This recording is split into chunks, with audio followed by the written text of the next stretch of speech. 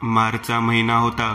नेहमीप्रमाणे यावर्षी शाळेतील सर्वजण मिळून बाहेर उन्हाळ्यात कुठेतरी ट्रिपला जायचं प्लॅनिंग चालू होतं.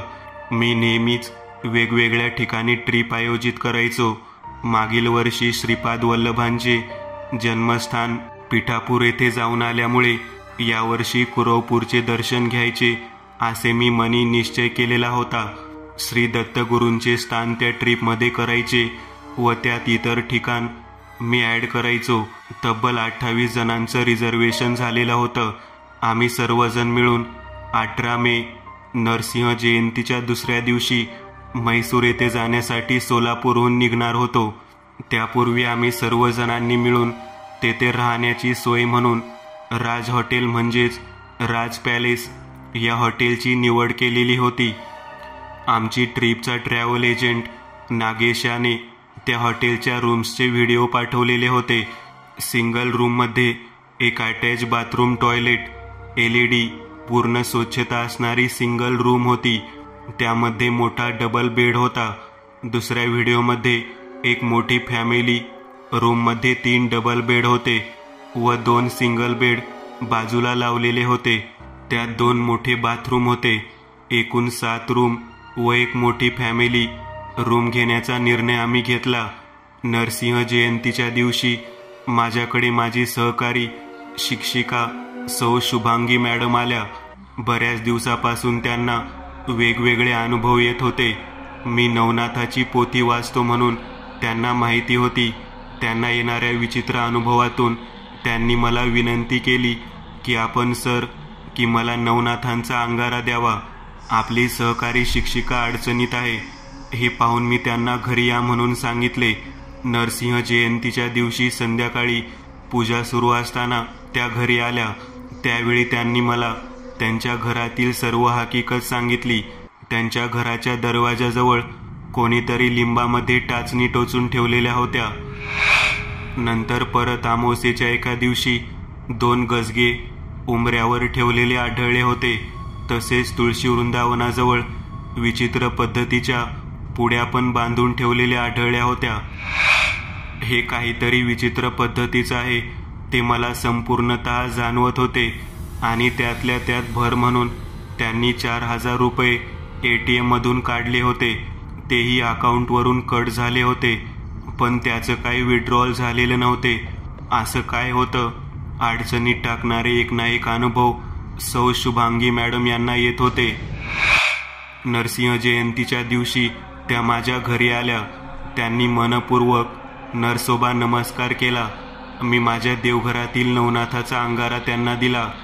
यानंतर दुसऱ्या दिवशी सकाळी 11 वाजता आम्ही सर्वजण मिळून म्हैसूरसाठी जाणार होतो. सोलापूरहून आमची ट्रेन बुक केलेली होती. सर्वजण एकत्रित दुपारी 2 वाजता सोलापूर ते म्हैसूर या प्रवासाला निघालो. दुपारी 2ची ट्रेन म्हैसूरमध्ये दुसऱ्या दिवशी सकाळी 11 वाजता जाणार होती. आम्ही बरोबर तिथे 11:30ला पोहोचलो. ट्रेन अर्धा तास लेट झालेली होती.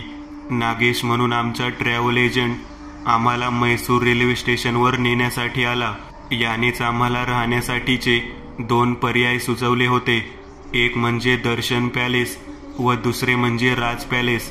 आम्ही सर्वप्रथम दर्शन पॅलेस या हॉटेलची निवड केलेली होती, परंतु त्याने त्या ठिकाणी 5 रूम शिल्लक आहेत म्हणून आम्हाला कॉल केल्यामुळे आम्ही परत राज पॅलेस या हॉटेलची निवड केलेली होती. आम्ही सर्वजण आमच्या मुक्कामाच्या ठिकाणी म्हणजे राज रेसिडेन्सी या ठिकाणी पोहोचलो. A2 नावाची फॅमिली रूम जिच्यामध्ये 3 डबल बेड व 2 सिंगल बेड अशी झोपण्याची व्यवस्था होती. त्यामध्ये माझ्या घरी आलेल्या शुभांगी मॅडम, त्यांचा मुलगा यश व अन्य सहकारी शिक्षिका असे एकूण 12 जण राहण्यासाठी गेले. दुसऱ्या मजल्यावरती 103, 104, 105, 106 या 4 रूम आम्ही बुक केलेल्या होत्या. त्यामध्ये बाकीची मंडळी गेली. त्यानंतरच्या वरील मजल्यावरती 204, 205 आणि 206 या 3 रूममध्ये आम्ही 9 जण मुक्कामाला होतो. माझ्या रूममध्ये म्हणजे 206 नंबरमध्ये मी व माझी पत्नी सायली मुक्कामास होतो. 205 मध्ये माझी सहकारी शिक्षिका अमृता व तिची बहीण सायली व भाऊ अभिषेक असे तिघेजण मुक्कामी होते. 204 मध्ये आशा मॅडम, त्यांचा भाऊ भाग्यश्री टीचर व त्यांची सासूबाई एवढे जण मुक्कामी होते. आंघोळ वगैरे करून फ्रेश होऊन आम्ही दुपारी 2 वाजता आम्ही त्या ठिकाणी म्हैसूर शहर फिरण्यासाठी निघालो. निघण्याच्या अगोदर मी एटू या मोठ्या असणाऱ्या फॅमिली रूममध्ये गेलो.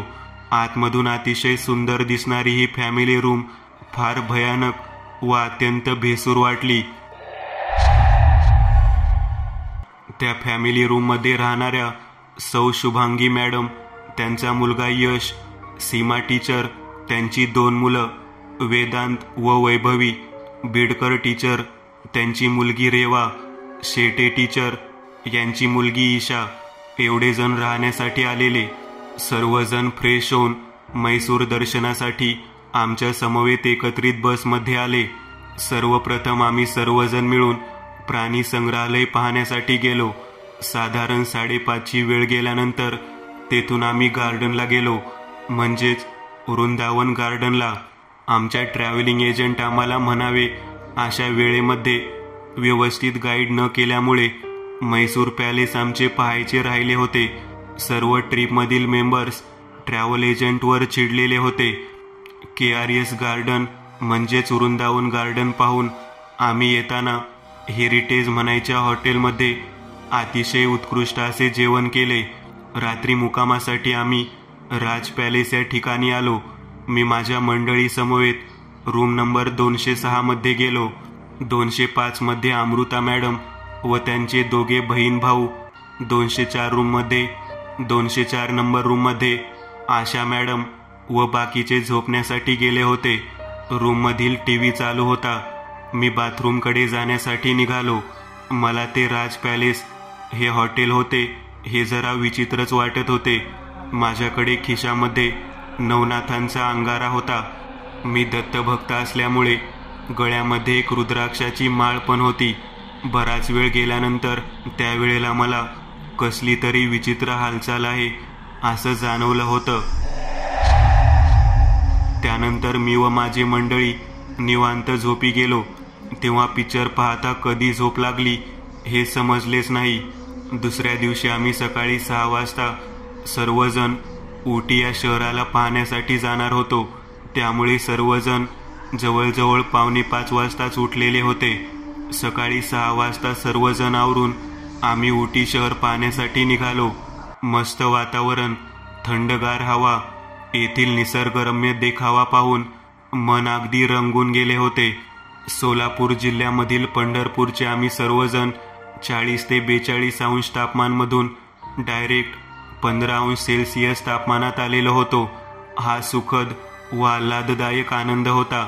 परंतु आमच्या बसमध्ये असणाऱ्या सौ शुभांगी मॅडम मात्र काही गप्प होत्या. उटीवरून परत येताना मी थोडं निरीक्षण केलं, तेव्हा मला त्या रूममधील सर्वजण झोपणं झालेल्या अवस्थेमध्ये दिसले होते. डोळे लाल होते व डोळ्यावरती पेंग येत होती.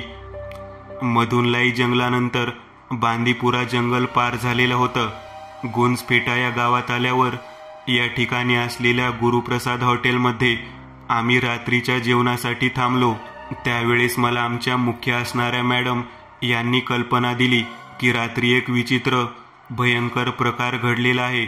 त्या सांगत होत्या की जी आपण एटू नावाची फॅमिली रूम घेतली आहे त्यामध्ये सौ शुभांगी मॅडम यांना कोणीतरी झोपेमध्ये असताना 2 कानाखाली मारल्या. त्यांनी उठून पाहिले असता बाथरूमजवळ एक साधारण 6 ते 8 वर्षांचा लहान मुलगा विचित्रपणे हसत असताना दिसत होता. त्या घाबरून ओरडत उठल्या. तेव्हा त्यांच्या जवळच्या असणाऱ्या 2 व्यक्ती म्हणजे बिडकर टीचर, त्यांची मुलगी रेवा यांनी त्यांना विचारलं काय झालं. तेव्हा त्याने त्यांना ती हकीकत सांगितली. त्या सतत म्हणत होत्या, मला तो अजून समोर दिसतोय, तुम्हाला दिसत नाही का. त्यावेळेस त्यांनी, नाही दिसत आम्हाला, तुम्हाला कोणते तरी विचित्र स्वप्न पडले असेल, त्यामुळे तुम्ही शांत झोपा असे म्हणत त्यांना कुशीमध्ये घेऊन शांत करण्याचा त्यांनी प्रयत्न केला. साधारण अर्धा तास तरी शुभांगी मॅडम रडत होत्या. त्यांना शांत करत असताना बिडकर टीचर व त्यांच्या मुलीने पाहिले तर बाजूच्या बेडवरती झोपलेल्या शिक्षिका शांतपणे झोपलेल्याच होत्या. शुभांगी टीचर वारंवार म्हणत होत्या की तो मुलगा अजूनही मला रूममधून फिरताना दिसत आहे. त्यावेळेला तर बिडकर टीचर यांची मुलगी रेवा म्हणत होती, असं काही नसतं, तुम्ही शांत झोपा. तुम्हाला विचित्र स्वप्न पडले असेल. त्यानंतर 1 ते अर्धा तास वेळ गेल्यावर त्या दोघीही तशाच अवस्थेत बेडवरती झोपल्या. तेव्हा एक बाई किंचाळत असलेला मोठा आवाज ऐकू येऊ लागला. यावेळी मात्र रूममधले सगळेजण जागे झाले.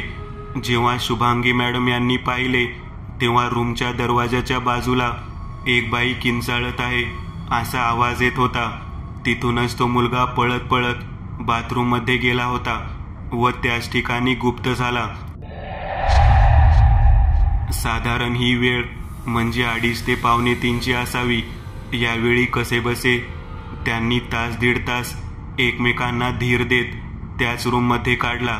बाहेर त्याच वेळी पाहायला गेले असता बाजूच्या रूममध्ये 2-3 दारुडे पुरुष भांडत होते असं त्यांनी पाहिलं होतं. जेव्हा आमच्या मुख्य मॅडम सुप्रियाजी यांनी मला हे सर्व सांगितलं त्यावेळेस मात्र मला एकदम विचित्रच वाटलं. मला हे सर्व ऐकून धक्काच बसला, का तर मला हे राज पॅलेस जरा विचित्रच वाटत होतं. आणि विशेष गोष्ट म्हणजे त्या ठिकाणी तुरळक लोक राहायला होते. यावरती मुख्य मॅडम सुप्रियाजी म्हणाल्या की आता नेमकं काय करायचं. त्यावेळेला त्या म्हणाल्या की आपण रूम बदलून घेऊ व दुसऱ्या रूममध्ये शिफ्ट होऊ. साधारण रात्री 10ची वेळ होती. आम्ही आमच्या ट्रॅव्हल एजंटला फोन केला व त्याला म्हणालो की तो त्यावेळेस काहीतरी विचित्रच बडबड करत होता. त्याच्या ऑफिसजवळ आम्ही गेलो तेव्हा 10:30ची वेळ झालेली होती. त्याला आम्ही सर्व हकीकत सांगितली. त्याने लगेच राज पॅलेसच्या मालकाशी संपर्क साधला. आता आम्हाला काय उत्तर द्यायचं या गोष्टीमध्ये हॉटेल मालक व ट्रॅव्हल एजंट दोघेही मग्न होते. थोड्या वेळाने त्यांच्याकडून उत्तर आले. रात्री 3 वाजता 2-3 जण दारू पित होते व त्यांच्याबरोबर एक बाई पण होती. त्यांनीच हॉटेलमध्ये खूप गोंधळ घातला. त्यांना मी पहाटे 3 वाजता हॉटेलमधून हाकलून दिलेले होते. आता मात्र आम्हाला जरा शंकाच येऊ लागली, कारण रात्री बाजूच्या रूममध्ये कोणतीही स्त्री नव्हती.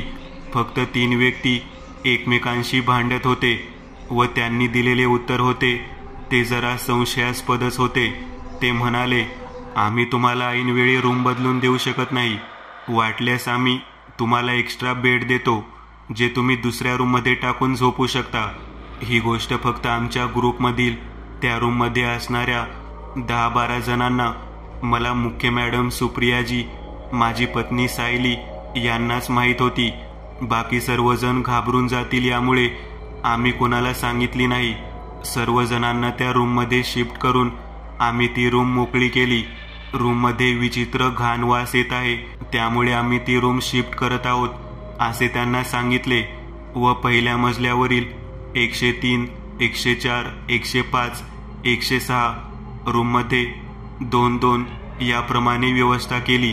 उरलेले 4 जण माझ्या बाजूच्या 205 नंबर रूममध्ये ॲडजस्ट झाले. 206 नंबर रूममध्ये माझी पत्नी व मी, आम्ही दोघे होतो. साधारण या सर्व गोष्टीला ॲडजस्ट करेपर्यंत 11:30ची वेळ झालेली होती. रूममध्ये पिण्यासाठी पाणी नव्हते. मी माझ्या पत्नीला सांगितले, हा नवनाथाचा अंगार आहे, तो कपाळाला लावून घे. मी खाली जाऊन बाटलीमध्ये पाणी घेऊन येतो. जाताना मी 205 नंबर रूममधील लोकांना झोपलेल्या अवस्थेत बघितले. त्यातील फक्त अमृता टीचरचा भाऊ अभिषेक दरवाजा बंद करताना दिसला. लांब सडक बोळकांडाप्रमाणे तो भाग होता. 204 नंबर रूम बंद होती. तेथून मी खाली लिफ्टमधून न जाता मी पायऱ्यावरून 102 नंबर जवळ गेलो. पायऱ्यावरून उतरत असताना माझ्या मागे कोणीतरी आहे असा मला भास होत होता. यानंतर मी 103 नंबर रूममध्ये असणाऱ्या मनीषा मॅडम यांना बोलायला गेलो. त्याचवेळी त्या रूममध्ये ॲडजस्ट झालेल्या शुभांगी मॅडम त्या ठिकाणी होत्या. त्यांना मी 2-3 दिवशीची नियोजनासंदर्भातील सर्व माहिती देत होतो. जणू काहीच घडले नाही अशा आविर्भावात आम्ही सर्वजण एकमेकांशी बोलत होतो. मी कसंबस हॉटेलच्या तळमजल्याला गेलो. लिफ्ट बंद होती. रूमच्या त्या बाजूला मी न जाता रिसेप्शनिस्टच्या काउंटरच्या बाजूला गेलो. तिथे असलेल्या काचेचा दरवाजा बाहेर ओढून लावायचे क्रॉस सेटर होते व त्या बाहेर एक मुलगा बाजेवरती झोपलेला होता. मी पाण्याची बाटली भरून घेतली. तो मुलगा तसा झोपलेला होता. बाकी कोणी हॉटेलमध्ये जागे नव्हते. मी निघालो होतो. जाताना पहिली पायरी चढून वर जाणार त्यावेळेला मला भास निर्माण झाला की माझ्या मागे कोणीतरी आहे. मला काळजी होती ती माझ्या रूम नंबर 206 मध्ये असणाऱ्या माझ्या बायको म्हणजे सायलीची. ती जवळजवळ अर्धा तास झालं एकटीच त्या रूममध्ये होती. आम्ही कसंबसं पहिल्या मजल्यावरून 201 नंबर रूमपाशी पोहोचलो होतो. समोर मला मोकळा असणारा भयानक असा बोर्ड दिसत होता. एक रूम पास करून जात असताना मला संपूर्णतः जाणवत होतं की माझ्या मागे कोणीतरी माझा पाठलाग करत आहे.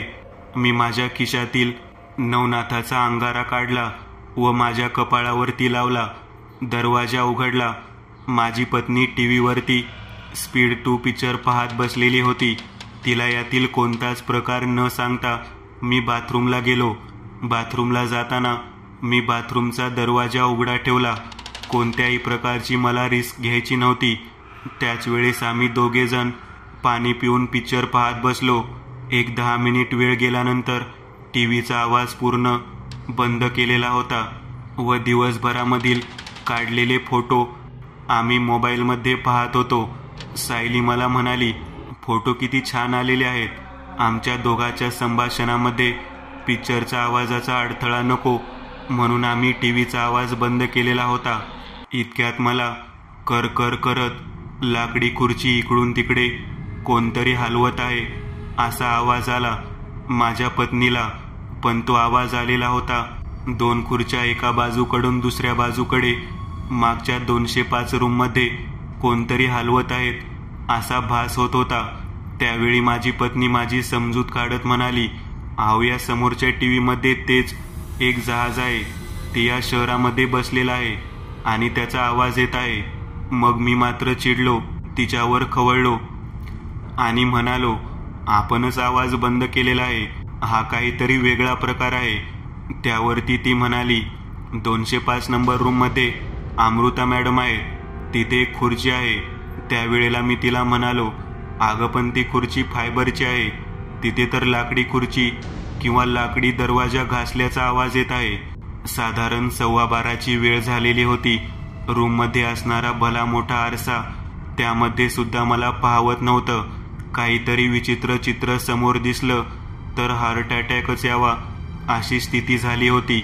रूम नंबर 205 मधून येणारा तो विचित्र आवाज अजून वाढतच चाललेला होता.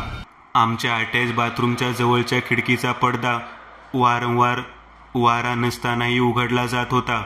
आता फक्त आणि फक्त एकच शक्ती होती या गोष्टीपासून आम्हाला वाचवू शकत होती.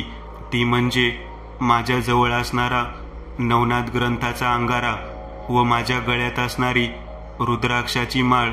एक विचित्र पद्धतीचं काहूर डोक्यामध्ये चालू होतं. बाहेर जाऊन 205 नंबर रूम पाहावी म्हणून मी दरवाजा उघडला. माझी पत्नी ही भयंकर डेअरिंगबाज होती. तीही माझ्या बरोबर बाहेर आली. आम्ही 205 नंबर दरवाजाजवळ गेलो. दरवाजा ठोठावला. आतमधून कोणताच प्रतिसाद आला नाही. आमचे सर्व सहकारी बहुतेक झोपलेले असावेत. त्या बोळामध्ये परत काहीतरी विचित्र हालचाल होत आहे असे मला जाणवले.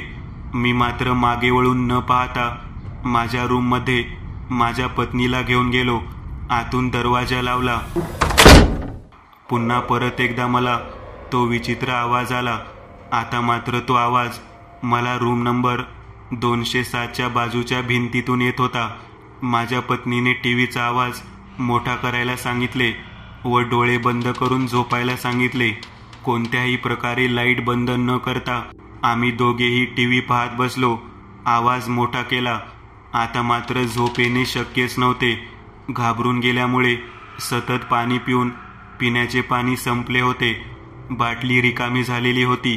भीती इतकी जास्त वाटत होती की मला असं वाटतं की आमच्याही रूममध्ये 2 जणांना ॲडजस्ट करून आम्ही 4 मिळून झोपलो असतो तर बरं झालं असतं. आता मात्र परत बाहेरून कोणीतरी चालत आहे असा भास झाला. दरवाजाच्या फटीमधून किंचित सावली मला दिसत होती. नेमकं काय करावं हे समजत नव्हतं. माझी बायको सायली घाबरलेली होती, पण तिने चेहऱ्यावरती कोणताही तसा भाव दाखवला नाही. तिने मला सांगितले, आपण दत्त महाराजांचे भक्त आहोत. आपल्याजवळ नवनाथांचा अंगार आहे. तुमच्या गळ्यात रुद्राक्षांची माळ आहे आणि त्याच्यासमोर कोणीही टिकू शकत नाही. तुम्ही अजिबात घाबरून जाऊ नका. त्या सर्व होणाऱ्या गोष्टीकडे दुर्लक्ष करा व शांततेने झोपा. मी आता मात्र ठरवले की आपल्या मागे दत्तगुरूंची व नवनाथ महाराजांची शक्ती आहे. आपण न घाबरता वरच्या मजल्यावरून खालच्या मजल्यापर्यंत जाऊन पाणी भरून आणायचं व एक चक्कर मारायची व नेमकं काय आहे हे पाहायचं. मी माझ्या पत्नीला रूममध्ये थांबण्याची विनंती केली, परंतु तिने माझ्यासोबत येते म्हणून हट्ट धरला. आम्ही दोघेही बेसूर असलेल्या बोळामधून खालच्या मजल्यापर्यंत चालत गेलो. रूम नंबर 103 पासून 106 पर्यंत सर्व रूम पाहिल्या. तिथून परत आम्ही तळमजल्याला गेलो. तिथे रिसेप्शनिस्टच्या ठिकाणी जाऊन बाटलीमध्ये पाणी भरून घेतले. त्यावेळेला ग्रिलच्या गेटच्या बाहेर तो हॉटेलमधला मुलगा तसाच झोपलेला होता. मंडळीला मी सांगत होतो की आपण आता इथून वर जाऊ आणि शांतपणे झोपू. आता असं काहीही वाटत नाही. मी माझ्या मंडळीला समजवत जिना चढत होतो. त्याच वेळेला 4 पायऱ्या चाललेलो असताना A2 रूमच्या बाहेरच्या बाजूला एक विचित्र आकृती मला आत घुसलेली दिसली. मी माझ्या पत्नीला काहीही न सांगता रूममध्ये गेलो. आतून दरवाजा बंद करण्याअगोदर माझ्या जवळच असणारा अंगारा त्या दरवाजाच्या फटीजवळ रेषेप्रमाणे टाकला. साधारण वेळ पहाटे 3:45ची झालेली होती. चित्रपटही बदलला होता. एक प्रकारे त्या अंगाऱ्याच्या शक्तीमुळेच आम्ही वाचलेलो असावं असं मला जाणवत होतं. 5 वाजता आम्ही दोघे उठलो, आंघोळ केली. 5:30 वाजता म्हैसूर पॅलेसला फिरायला गेलो. आम्ही दोघेजण चालत दसरा सेलिब्रेशन ठिकाण आहे हे पाहिलं व तेथून असलेल्या जवळच्या नाश्त्याच्या हॉटेलमध्ये गेलो. त्या ठिकाणी इडली चटणी खात होतो तेव्हा मला आपल्या भागातील एक मराठी माणूस भेटला. आमच्या बाजूला तो बसलेला होता. तो म्हैसूरमध्ये राहणारा होता. मराठी माणूस आम्ही दोघे मराठी बोलतो हे पाहून आमच्याशी बोलण्याची इच्छा व्यक्त करत आम्हाला म्हणाला, आपण कुठून आलेला आहात? त्यावेळेला आम्ही पंढरपूर म्हणून त्याला सांगितले. आम्ही सर्व ट्रीपसाठी आलेलो होतो म्हणून सांगितले. मीही त्याला विचारले, आपले नाव काय आहे? त्यावेळेला तो म्हणाला, माझे नाव पांडुरंग आहे. त्यानंतर त्यांनी आम्हाला तुम्ही कुठे उतरला आहात हे विचारले. ज्यावेळी मी राज पॅलेस हे नाव त्याला सांगितले त्यावेळी तो म्हणाला, फार भयंकर आणि विचित्र जागा आहे. तुम्ही तिथे कसे काय राहण्यासाठी गेला? आम्ही त्याला जास्त काही न बोलता त्या जागेबद्दल विचारू लागलो. तो म्हणाला, तुम्ही ती जागा लगेचच खाली करा व दुसऱ्या हॉटेलमध्ये जावा. असे काय आहे त्या ठिकाणी? तेव्हा त्याने सांगितले, तिथे एका बाईचा एका मुलाचा आत्मा भटकत आहे. चित्रविचित्र आवाज व चित्रविचित्र दृश्य डोळ्यासमोर दिसतात. आमच्या या संपूर्ण भागामध्ये त्या हॉटेलमध्ये बाहेरून आलेली काही मंडळी राहत असतील, नाहीतर कोणताही ट्रॅव्हल एजंट त्या ठिकाणी कोणालाही थांबण्यासाठी हॉटेल बुक करत नाही. आमच्या संपूर्ण लक्षात आलेले होते की केवळ पैशासाठी म्हणून आमचा ट्रॅव्हल एजंट नागेशने आम्हाला या हॉन्टेड राज पॅलेस हॉटेलमध्ये जागा दिलेली होती. आम्ही लगेच तिथून निघालो व आमच्या सर्व सहकारी मंडळींना घेऊन ते हॉटेल सोडले व बँगलोरसाठी रवाना झालो. रात्री घडलेली सर्व हकीकत मी शुभांगी मॅडमना रायपूरमध्ये आल्यानंतर मी व सायलीने सांगितली. त्या खूप घाबरलेल्या होत्या. त्यांना मी दत्त महाराजांचे वेगवेगळे अनुभव सांगत शांत केले. श्री क्षेत्र कुरवपूर येथे आम्ही दत्तप्रभूंच्या दर्शनासाठी गेलो. तिथे दर्शन घेतले. तेथील अंगारा घेतला. त्या ठिकाणाहून आम्ही परत आमच्या पंढरपूर येथे आलो. मी ज्यांना गुरुस्थानी मानतो अशा माझ्या हितचिंतक ज्यांना मी आईसाहेब म्हणतो त्यांच्याकडे गेलो. त्यावेळेस आईसाहेबांनी माझ्यासोबत आलेल्या शुभांगी मॅडम, अमृता मॅडम व मला बसण्यास सांगितले. त्यांनी आम्हाला येण्याचे कारण विचारले. त्यावेळेस आम्ही तिथे घडलेला प्रकार सांगितला. त्यावेळेला त्यांनी सांगितले की तुम्ही केवळ तुमच्याकडे असणाऱ्या नवनाथ पोथीच्या अंगाऱ्यामुळे वाचलेला असून यापुढे कोणतीही शक्ती तुम्हाला त्रास देऊ शकत नाही, हेही त्यांनी आम्हाला सांगितले. घडलेला प्रकार विचित्र होता आणि इथून पुढे विशेष काळजी पण घेत जावा. सद्गुरूंचे असणारे भक्त कधीच अशा प्रकाराला भीत नाहीत आणि भीतही जाऊ नका. मित्रांनो, आज पुरतं एवढंच. तुम्हाला जर काही गोष्ट आवडली असेल तर नक्की लाईक करा. तुमच्यापैकी बरेचसे जण व्हिडिओ लाईक न करताच पळून जातात, पण हा जर व्हिडिओ तुम्ही लाईक केला तर मला जरा बरं वाटेल आणि असेच भारी भारी व्हिडिओ बनवायची माझ्यात एनर्जी येईल. त्यामुळे नक्की लाईक करा आणि अजूनही कोणी या चॅनलला सबस्क्राईब केलेलं नसाल तर लगेच सबस्क्राईब करून टाका आणि बाजूची घंटी ती मात्र दाबायला विसरू नका. देवाची घंटी आहे ती. चला तर मग पुन्हा भेटूया अशीच एक आगळी वेगळी गोष्ट घेऊन पुढच्या